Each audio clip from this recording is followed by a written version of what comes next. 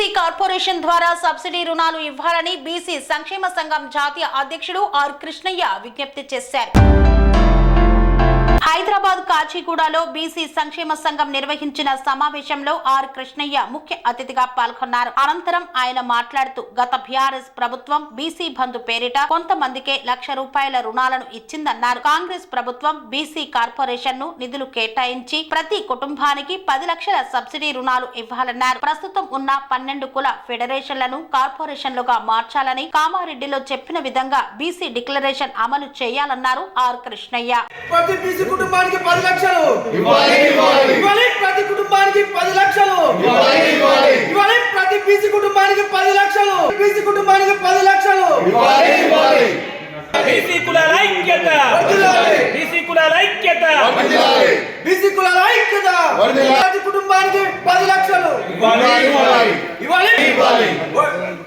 వెంటనే BC corporation రుణాలు వెంటనే బీసీ కార్పొరేషన్ రుణాలు ప్రతి కుటుంబానికి 10 లక్షలు వెంటనే టైగర్ అర్చన నాయకత్వం ఇవ్వాలి. ప్రతి బీసీ కుటుంబానికి 10 లక్షలు కేటాయించాలి. రానున్న బడ్జెట్ లో బీసీలకు 1,00,000 కోట్లు కేటాయించాలి. ప్రతి కుటుంబానికి ప్రతి బీసీ కుటుంబానికి 10 లక్షలు కేటాయించాలి.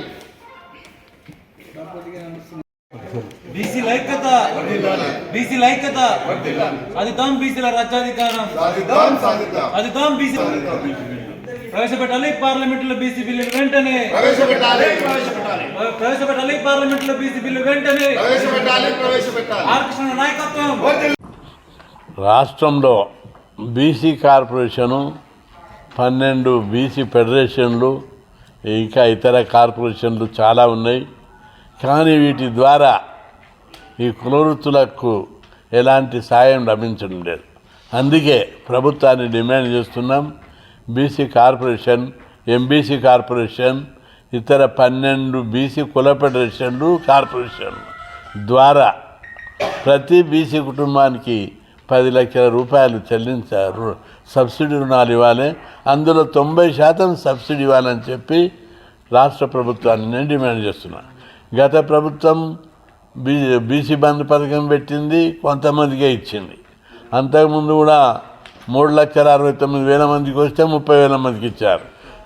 ఒకసారి రెండవ దప్ప 5,77,000 దరఖాస్తులు వస్తే 40,000 మందికి ఇచ్చారు. 1,000 లక్ష అట్లా కాకుండా రెగ్యులర్గా బీసీ కార్పొరేషన్ ద్వారా నిరంతరం SC corporation, ST corporation, minority కార్పొరేషన్లకు ఎట్లయితే నిరంతర ప్రక్రియగా రుణాలు ఇస్తున్నారో బీసీ కార్పొరేషన్ కూడా నిరంతర ప్రక్రియగా రుణాలు ఇవ్వాలని చెప్పి రాష్ట్ర ప్రభుత్వాన్ని నేను డిమాండ్ చేస్తున్నాను. దెబ్బతిన్నాయి ఇండస్ట్రీస్, పరిశ్రమలు, కంపెనీలు రావడంతో చేతి వృత్తులు, కుల వృత్తులు అన్నీ దెబ్బతిన్నాయి. వీరికి ప్రత్యామ్నాయ ఉపాధి కల్పించడానికి నూనె మిల్లులు వచ్చి చేనేత వస్త్రం దెబ్బతిన్నది. ప్లాస్టిక్ పని నుంచి వచ్చి కంచెర, ఇత్తడి, ఇంకా అన్నీ దెబ్బతిన్నాయి. అదేవిధంగా వడ్ల పని దెబ్బతిన్నది, కుమ్మరి పని దెబ్బతిన్నది. ఈ విధంగా పరిశ్రమలు సెలూన్లు వచ్చి కూడా దెబ్బతింటున్నాయి. మామూలు మంగళ వృత్తికి, న్యాయబ్రహ్మణ వృత్తికి భంగం కలిగిస్తున్నారు. ఈ విధంగా కుల వృత్తులు కార్పొరేటీకరణ చెందడము, పరిశ్రమలు రావడము, ఇతర రంగాల లోపల అభివృద్ధి చెందడము అవన్నీ మంచి పరిణామమే. మేము దాన్ని వ్యతిరేకిస్తలేం. కానీ మారుతున్న సమాజానికి తగ్గట్టుగా ప్రత్యామ్నాయ ఉపాధి కల్పించడానికి ప్రభుత్వము బీసీ కార్పొరేషన్ ద్వారా రుణాలు ఇవ్వాలి. బీసీ కార్పొరేషన్కు బడ్జెటే కేటాయించడం లేదు. బీసీ కార్పొరేషన్కు రాష్ట్ర బడ్జెట్, తెలంగాణ ధనిక రాష్ట్రం. ఇక్కడ దాదాపు ఏటా ఐటీ హైదరాబాద్లోనే ఐటీ పరిశ్రమలు, దానివల్ల 2 లక్షల కోట్ల బడ్జెట్ వస్తాయి. పన్నులు, ఐటీ పరిశ్రమలు ఇవన్నిటి వల్ల. ఇంత పెద్ద బడ్జెట్ ఉన్న రాష్ట్రం దేశంలో ఎక్కడ లేదు. కాబట్టి దీని ద్వారా నిరుద్యోగులకు, కులవృత్తుల వారికి ప్రత్యామ్నాయ ఉపాధి, స్వయం ఉపాధి పథకాలు పెట్టాలి.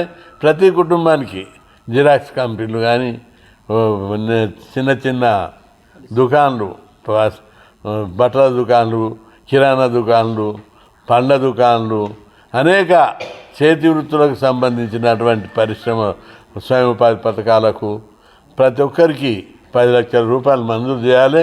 లేని పక్షంలో పెద్ద ఎత్తున ఉద్యమం చేపడతామని హెచ్చరించడం. వెంటనే రుణాలు ఇవ్వడానికి చర్యలు తీసుకోవాలి, నోటిఫై చేయాలి, డేట్ ప్రకటించి ప్రతి ఒక్క దగ్గర దరఖాస్తులు తీసుకోవాలి. బీసీ కార్పొరేషన్ను నిరంతరంగా రుణాలు ఇచ్చేటటువంటి ఓ టైగర్ ఆర్ కృష్ణ గారి నాయకత్వం టైగర్ ఆర్ కృష్ణ గారి నాయకత్వం బీసీ కులాల ఐక్యత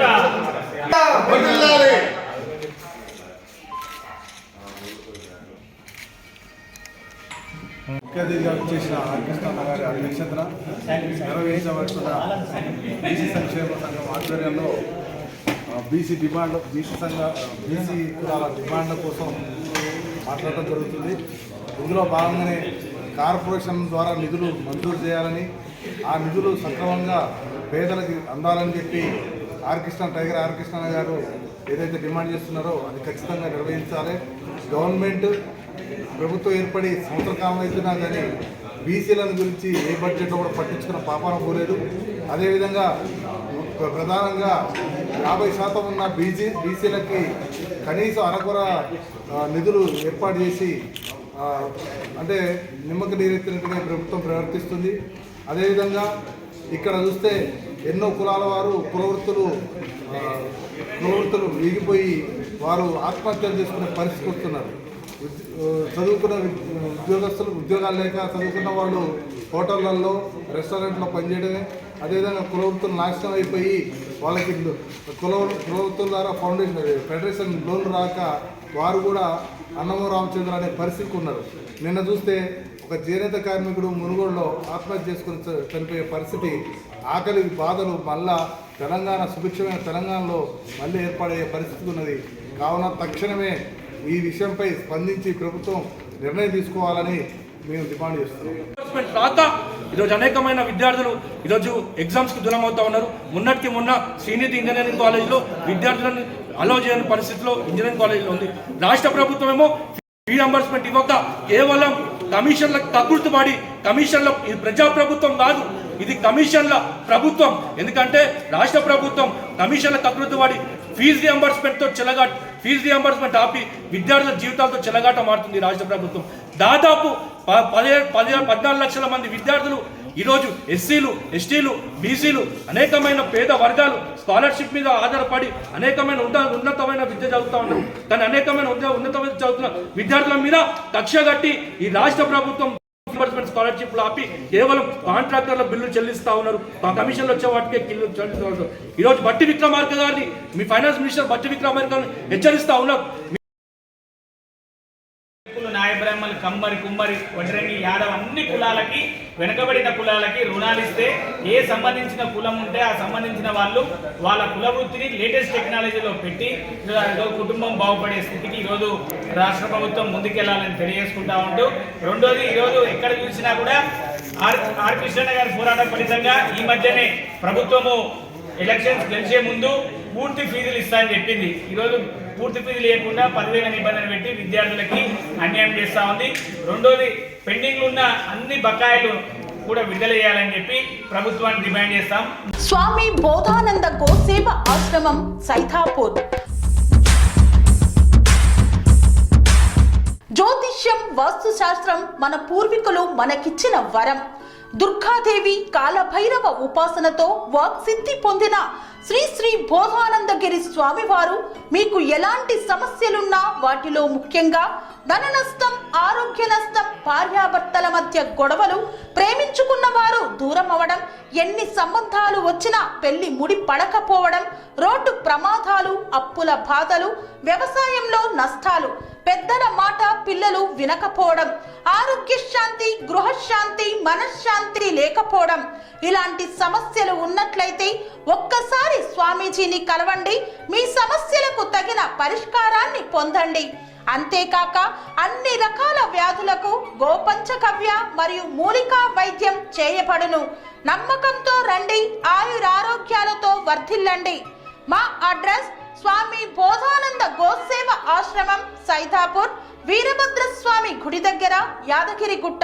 సంప్రదించవలసిన నెంబర్ 9849213754 మరియు 9618034138.